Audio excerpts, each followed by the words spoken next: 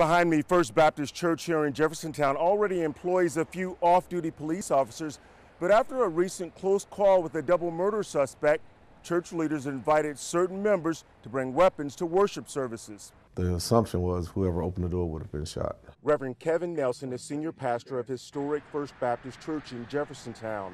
Because had we opened the door, he would have had the advantage and someone would have been killed or injured.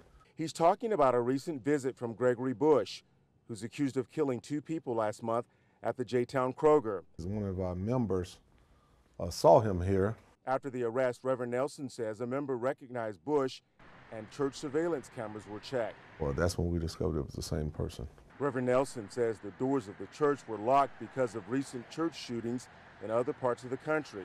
We've always had security, but each time these incidents happen, it just helps us to realize we need to tighten our security. This time, church leaders hope to add an extra layer of security they haven't had in the past, allowing certain members to bring guns to worship services. But there are several people that will be positioned for those situations. Like if someone had opened the door, it could have been a disaster. Perry Waiters is a part-time editor at WDRB and longtime member of First Baptist Church. It was not a good feeling at all. Bush is not only accused of killing 2 innocent people, but witnesses, police, and lawmakers believe it was racially motivated. So Perry supports the decision to add some firepower to the historically black church. So if it's what you have to do to remain safe, then I'm all for it. And you can't always stop everything, but you can always be prepared.